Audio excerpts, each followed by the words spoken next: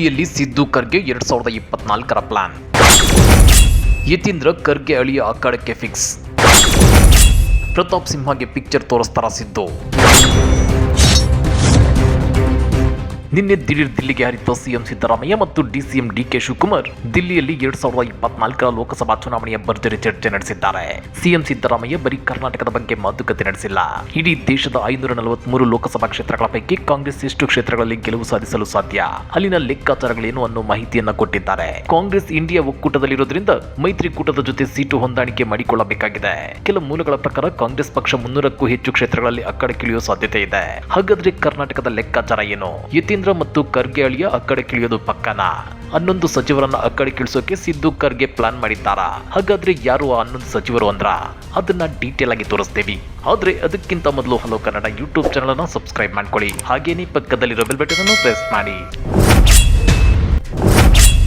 2024ರ ಲೋಕಸಭಾ ಚುನಾವಣೆ ಕಾಂಗ್ರೆಸ್ ಪಕ್ಷಕ್ಕೆ ನಿಜಕ್ಕೂ ಪ್ರತಿಷ್ಠೆಯ ಅಗ್ನಿ ಪರೀಕ್ಷೆಯಾಗಿದೆ.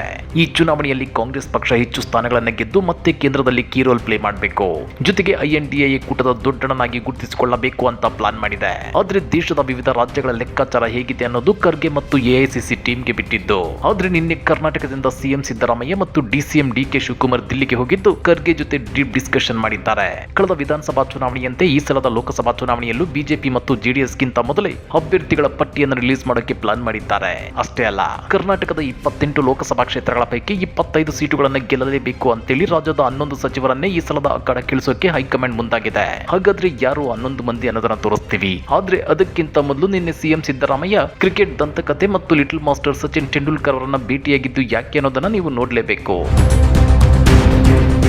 ಕ್ರೀಡಾ ಅಭಿಮಾನಿಯಾಗಿರೋ ಸಿಎಂ ಸಿದ್ದರಾಮಯ್ಯ ನಿನ್ನೆ ಸಚಿನ್ ತೆಂಡೂಲ್ಕರ್ ಜೊತೆ ಒಂದು ಫೋಟೋವನ್ನ ಟ್ವೀಟ್ ಮಾಡಿದ್ರು. ಕ್ರಿಕೆಟ್ ಪಂದ್ಯ ನಡೆದಾಗ ಬೆಂಗಳೂರಿನ ಚಿನ್ನಸ್ವಾಮಿ ಸ್ಟೇಡಿಯಂನಲ್ಲಿ ಖುದ್ದು ಹಾಜರಾಗಿ ಪಂದ್ಯ ವೀಕ್ಷಿಸಲು ಆಸೆ ಪಡೋ ಸಿಎಂ ಸಿದ್ದರಾಮಯ್ಯ ನಿನ್ನೆ ಕ್ರಿಕೆಟ್ ದಿಗ್ಗಜ ಸಚಿನ್ ತೆಂಡೂಲ್ಕರ್ ಅವರನ್ನ ಭೇಟಿಯಾಗಿದ್ದೇಕೆ ಅನ್ನೋ ಅನುಮಾನ ಇದೀಗ ಎಲ್ಲರನ್ನೂ ಕಾಡ್ತಿದೆ. ಇನ್ನ ಸಚಿನ್ ತೆಂಡೂಲ್ಕರ್ ಬೆಂಗಳೂರಿಗೆ ಬಂದಿರಲಿಲ್ಲ. ಅದೇ ರೀತಿ ಸಿಎಂ ಸಿದ್ದರಾಮಯ್ಯ ಕೂಡ ಮುಂಬೈಗೆ ಹೋಗಿರಲಿಲ್ಲ. ನಿನ್ನೆ ಹೈಕಮಾಂಡ್ ನಾಯಕರನ್ನ ಭೇಟಿಯಾಗಲು ದಿಲ್ಲಿಗೆ ಹೋಗಿದ್ದ ಸಿಎಂ ಸಿದ್ದರಾಮಯ್ಯ ಅವರಿಗೆ ಅಚಾನಕ್ ಆಗಿ ಸಚಿನ್ ತೆಂಡೂಲ್ಕರ್ ದಿಲ್ಲಿ ಏರ್ಪೋರ್ಟ್ ನಲ್ಲಿ ಸಿಕ್ಕಿದ್ರು. ಈ ವೇಳೆ ಸಚಿನ್ ತೆಂಡೂಲ್ಕರ್ ಅವರ ಕೈಕುಲುಕಿ ಸಿಎಂ ಸಿದ್ದರಾಮಯ್ಯ ಮಾತನಾಡಿಸಿದ್ದಾರೆ. ಸಚಿನ್ ತೆಂಡೂಲ್ಕರ್ ಕೂಡ ಅಷ್ಟೇ ವಿಶ್ವಾಸದಿಂದ ಸಿದ್ದರಾಮಯ್ಯ ಅವರಿಗೆ ಕೈಕುಲುಕಿದ್ದಾರೆ. ಹೀಗೆ ಸಚಿನ್ ತೆಂಡೂಲ್ಕರ್ ಅವರನ್ನ ಭೇಟಿಯಾಗಿರೋ ಸಿಎಂ ಸಿದ್ದರಾಮಯ್ಯ ಆನಂತರ ಲೋಕಸಭಾ ಚುನಾವಣೆಗೆ ಕರ್ನಾಟಕದ ಸಿದ್ಧತೆ ಬಗ್ಗೆ ಖರ್ಗೆ ಮತ್ತು AICC ನಾಯಕರ ಜೊತೆ ಚರ್ಚೆ ನಡೆಸಿದ್ದಾರೆ.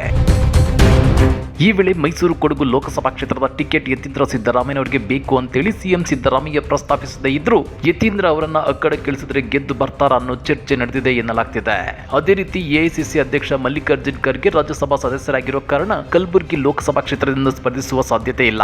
ಹೀಗಾಗಿ ಕಾಂಗ್ರೆಸ್ ಪಕ್ಷ ಅವರ ಅಳಿಯ ರಾಧಾಕೃಷ್ಣ ಅವರನ್ನ ಅಖಾಡಕ್ಕಿಳಿಸುವ ಸಾಧ್ಯತೆ ಇದೆ ಎನ್ನಲಾಗ್ತಿದೆ. ಇದೇ ವೇಳೆ 11 ಹಾಲಿ ಸಚಿವರನ್ನ ಈ ಸಲದ ಲೋಕಸಭಾ ಚುನಾವಣೆಯಲ್ಲಿ ಅಖಾಡಕ್ಕಿಳಿಸೋಕೆ DKC ಪ್ಲಾನ್ ಮಾಡಿದ್ದು ಆ ಪಟ್ಟಿಯನ್ನ ಖರ್ಗೆ ಕೈಗಿಟ್ಟಿದ್ದಾರೆ ಅನ್ನೋ ಸುದ್ದಿ ಹರಿದಾಡ್ತಿದೆ. ಹಾಗಾದ್ರೆ ಆ ಪಟ್ಟಿಯಲ್ಲಿ ಯಾರ್ಯಾರ ಹೆಸರಿದೆ ಗೊತ್ತಾ? ಅದನ್ನೇ ತೋರಿಸ್ತೇವೆ ನೋಡಿ. ಬೆಳಗಾವಿ ಲೋಕಸಭಾ ಕ್ಷೇತ್ರವನ್ನ ಕೈ ತೆಕ್ಕೆಗೆ ತೆಗೆದುಕೊಳ್ಳಲು ಹೈಕಮಾಂಡ್ ಲೋಕೋಪಯೋಗಿ ಸಚಿವ ಸತೀಶ್ ಜಾರಕಿಹೊಳಿ ಅವರನ್ನ ಕಣಕ್ಕಿಳಿಸಲು ಸಿದ್ಧತೆ ನಡೆಸಿದೆ. ಇನ್ನು ತುಮಕೂರು ಲೋಕಸಭಾ ಕ್ಷೇತ್ರದಿಂದ ಸಚಿವ KN ರಾಜಣ್ಣ, ಚಾಮರಾಜನಗರ SC ಮೀಸಲು ಕ್ಷೇತ್ರಕ್ಕೆ HC ಮಹದೇವಪ್ಪ ಸ್ಪರ್ಧೆ ಮಾಡಬಹುದು ಅಂತ ಹೇಳಲಾಗ್ತಿದೆ. ಅದೇ ರೀತಿ ತೀವ್ರ ಪ್ರತಿಷ್ಠೆಯ ಕಣವಾಗಿರೋ ಮಂಡ್ಯ ಲೋಕಸಭಾ ಕ್ಷೇತ್ರದಲ್ಲಿ ನಾಗಮಂಗಲ ಶಾಸಕ ಹಾಗೂ ಕೃಷಿ ಸಚಿವ N ಚೆಲುವರಾಯಸ್ವಾಮಿ ಸ್ಪರ್ಧೆ ಮಾಡೋ ಸಾಧ್ಯತೆ ಇದೆ. ಇನ್ನು ಬಳ್ಳಾರಿಯಿಂದ ಸಚಿವ B ನಾಗೇಂದ್ರ, ಧಾರವಾಡ ಲೋಕಸಭಾ ಕ್ಷೇತ್ರದಿಂದ ಕಾರ್ಮಿಕ ಸಚಿವ ಸಂತೋಷ್ ಲಾಡ್ ಸ್ಪರ್ಧೆ ಮಾಡ್ತಾರೆ ಅಂತ ಹೇಳಲಾಗ್ತಿದೆ. ಇನ್ನು ಕೋಲಾರ ಮತ್ತು ಚಿತ್ರದುರ್ಗ ಲೋಕಸಭಾ ಕ್ಷೇತ್ರದಲ್ಲಿ ಹಿರಿಯ ಸಚಿವ KH ಮುನಿಯಪ್ಪ ಮತ್ತು ಗೃಹ ಸಚಿವ ಡಾಕ್ಟರ್ G ಪರಮೇಶ್ವರ್, ಬೆಂಗಳೂರು ಉತ್ತರದಿಂದ ಕೃಷ್ಣ ಬೈರೇಗೌಡ ಕಣಕ್ಕಿಳಿಯಲಿದ್ದಾರೆ ಎನ್ನಲಾಗ್ತಿದೆ. ಅದೇ ರೀತಿ ಬೆಂಗಳೂರು ಕೇಂದ್ರದಿಂದ ಸಚಿವ ಜಮೀರ್ ಅಹಮದ್ ಖಾನ್ ಮತ್ತು ಬೆಂಗಳೂರು ದಕ್ಷಿಣ ಲೋಕಸಭಾ ಕ್ಷೇತ್ರದಿಂದ ಸಚಿವ ರಾಮಲಿಂಗಾರೆಡ್ಡಿ ಇಲ್ಲವೇ ಅವರ ಪುತ್ರಿ ಮತ್ತು ಮಾಜಿ ಶಾಸಕಿ ಸೌಮ್ಯ ರೆಡ್ಡಿ ಅವರಿಗೆ ಟಿಕೆಟ್ ನೀಡಲು ಪ್ಲಾನ್ ಮಾಡಲಾಗಿದೆ ಎನ್ನಲಾಗ್ತಿದೆ. ಹಾಗಾದ್ರೆ ಪ್ರಭಾವಿ ಮಂತ್ರಿಗಳೇ ಕರ್ನಾಟಕದಲ್ಲಿ ಲೋಕಸಭಾ ಚುನಾವಣಾ ಅಖಾಡಕ್ಕಿಳಿದ್ರೆ ಕಾಂಗ್ರೆಸ್ ಹೆಚ್ಚು ಸೀಟುಗಳನ್ನು ಗೆಲ್ಲಲು ಸಾಧ್ಯವಾಗುತ್ತಾ? ಇದರ ಜೊತೆಗೆ ಬಿಜೆಪಿ ಮತ್ತು JDS ನ ಪ್ರಭಾವಿ ನಾಯಕರನ್ನು ಸೆಳೆದು ಕಣಕ್ಕಿಳಿಸೋ DKC ಮಾಸ್ಟರ್ ಪ್ಲಾನ್ ನಿಜಕ್ಕೂ ವರ್ಕೌಟ್ ಆಗುತ್ತಾ? ಕಮೆಂಟ್ ಮಾಡಿ, ವಿಡಿಯೋ ಲೈಕ್ ಮಾಡಿ, ಶೇರ್ ಮಾಡಿ. ಇಂಥ ಮತ್ತಷ್ಟು ರೋಚಕ ರಾಜಕೀಯ ಸುದ್ದಿಗಳನ್ನು ಮಿಸ್ ಮಾಡದೆ ನೋಡಬೇಕು ಅಂದ್ರೆ ಹಲೋ ಕನ್ನಡ ಯೂಟ್ಯೂಬ್ ಚಾನಲ್ ಅನ್ನು ಸಬ್ಸ್ಕ್ರೈಬ್ ಮಾಡ್ಕೊಳ್ಳಿ.